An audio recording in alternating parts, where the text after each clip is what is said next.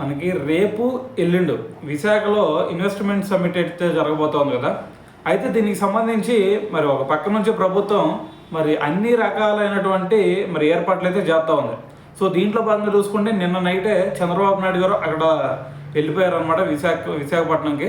అయితే మరి దీంట్లో భాగంగా మరి ఇక్కడికి చాలామంది అక్కడ ఉపరాష్ట్రపతి, దాని తర్వాత కేంద్ర మంత్రులు, మరి ఇంకా ఇతర రాష్ట్రాల మంత్రులు, పారిశ్రామికవేత్తలు, సో వీళ్ళందరూ కూడా ఈ సదస్సుకి హాజరవబోతా ఉన్నారు కదా. సో మరి వీళ్ళ కోసం అని చెప్పేసి, వీళ్ళ రాకపోకల కోసం అని చెప్పేసి సుమారు 1000 వాహనాలను అయితే మోహరించబోతా ఉన్నారనమాట.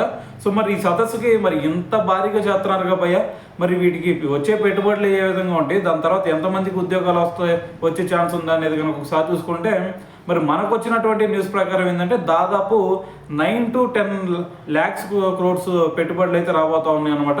సో మరి ఇంత పెట్టుబడులు వస్తున్నాయి కాబట్టి మరి కొన్ని లక్షల మంది ఉద్యోగాలు అయితే వచ్చే ఛాన్స్ అయితే కనిపిస్తూ ఉందన్నమాట.